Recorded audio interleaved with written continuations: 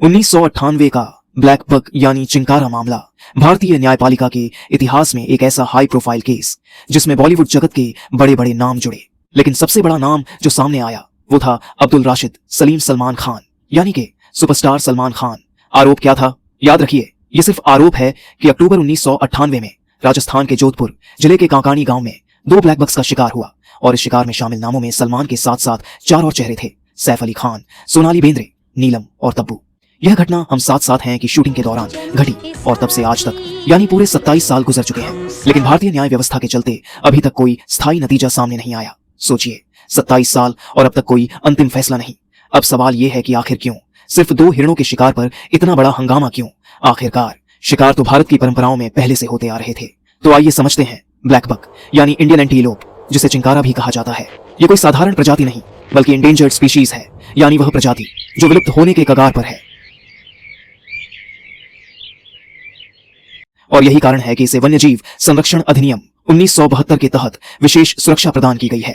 लेकिन यह विवाद सिर्फ कानून तक सीमित नहीं था, यह विवाद आस्था का था, क्योंकि जिस गांव में यह शिकार हुआ वही गांव बिश्नोई समाज का था। एक ऐसा समाज जो अपनी अनोखी परंपराओं और वन्य जीवों के प्रति गहरे लगाव के लिए जाना जाता है। बिश्नोई न केवल प्रकृति और जीवों की रक्षा करते हैं बल्कि ब्लैक बक को पवित्र मानकर उसकी पूजा तक करते हैं। अब सोचिए, जिस समाज के लिए ब्लैक बक आस्था का प्रतीक हो, अगर उसी समाज की आंखों के सामने उसका शिकार हो तो क्या वह चुप बैठ सकता था? और यही वजह थी कि यह मामला एक साधारण शिकार से आगे बढ़कर भारत की सबसे लंबी और चर्चित कानूनी लड़ाइयों में से एक बन गया।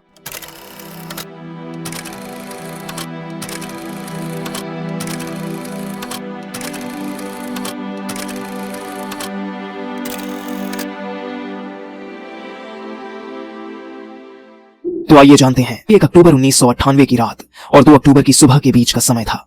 चार्जशीट में भी यही तारीख दर्ज है। बिश्नोई समाज के पूनम चंद और छोगाराम बिश्नोई ने देर रात जंगल में एक गाड़ी घूमते हुए देखी।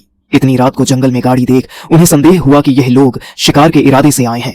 जैसे ही वे गाड़ी के और करीब पहुंचे, अचानक 2 गोलियों की आवाज सुनाई दी। ये आवाज सिर्फ उन्हें ही नहीं बल्कि आसपास के कुछ और ग्रामीणों ने भी सुनी। जब दोनों नजदीक पहुंचे तो उन्होंने देखा कि एक मारुति जिप्सी गाड़ी खड़ी है। गाड़ी में सलमान खान हाथ में बंदूक लिए बैठे थे और उनके साथ उनके सह कलाकार सैफ अली खान, सोनाली बेंद्रे, नीलम और तब्बू भी मौजूद थे। इसके अलावा उस इलाके के स्थानीय व्यक्ति दुष्यंत सिंह भी गाड़ी में थे। वहां पर जमीन पर 2 चिंकारा प्रजाति के हिरण गोली लगने से मृत पड़े थे। यह दृश्य देखकर पूनम चंद और छोगाराम को पूरा यकीन हो गया कि शिकार हो चुका है। दोनों ने तुरंत अपनी मोटरसाइकिल से उस गाड़ी का पीछा किया और बाद में जाकर पूरी जानकारी वन विभाग के अधिकारियों को दी। इसी सूचना के आधार पर पुलिस में शिकायत दर्ज हुई। 2 अक्टूबर 1998 को यह शिकायत आधिकारिक रूप से दर्ज की गई और दर्ज कराने वाले के रूप में बिश्नोई समाज का नाम सामने आया। तो अब सवाल ये उठता है कि कौन सी धाराओं के अंतर्गत सलमान खान और उनके सहकलाकारों पर शिकायत दर्ज हुई है? आइए जानते हैं।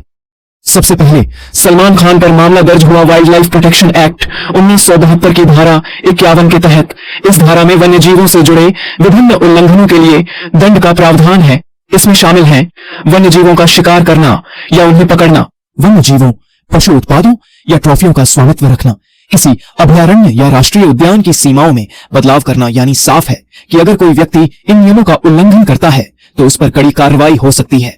अब बात करते हैं सलमान खान के साथ मौजूद उनके सहकलाकारों की। उनके खिलाफ मामला दर्ज हुआ भारतीय दंड संहिता इंडियन पिनल कोड IPC के तहत। विशेष रूप से धारा 141 लागू की गई। इस धारा के अनुसार अगर 5 या उससे अधिक लोग किसी साझा योजना के तहत गैरकानूनी काम जैसे अपराध करना, कानून का उल्लंघन करना या किसी कानूनी प्रक्रिया का विरोध करना के लिए इकट्ठा हो तो उसे कहा जाता है विधि विरुद्ध जमाव, अनलॉफुल असेंबली।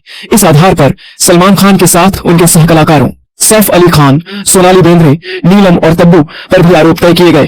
तो दोस्तों, इसके बाद शुरू हुआ वो सफर जिसे हम सब जानते हैं, तारीख पे तारीख, तारीख पे तारीख। भारतीय न्याय व्यवस्था की धीमी चाल का ये शायद सबसे बड़ा उदाहरण बन चुका है।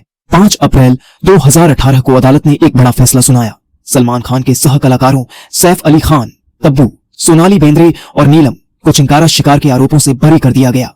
यानी उन पर अब कोई कानूनी कार्यवाही नहीं रही। लेकिन सलमान खान का मुकदमा अब भी चलता रहा और फिर 22 जुलाई 2025 को राजस्थान हाई कोर्ट ने इस मामले की अपीलों पर सुनवाई की। इस सुनवाई में 2 बातें साफ हुईं। 1, सलमान खान ने अपनी 5 साल की सजा के खिलाफ अपील दायर की।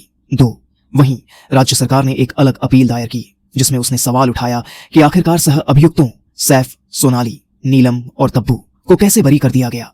अब ये दोनों अपीलें एक साथ जोड़ दी गईं। मामला आज भी जारी है। यानी लगभग 27 साल बाद भी न तो सलमान खान को पूरी तरह बरी किया गया है और न ही इस केस का कोई अंतिम नतीजा सामने आया है। तो दोस्तों, ये थी 1998 के ब्लैक बक पोचिंग केस की पूरी कहानी। 27 साल गुजर गए पर न्याय की राह आज भी अधूरी है।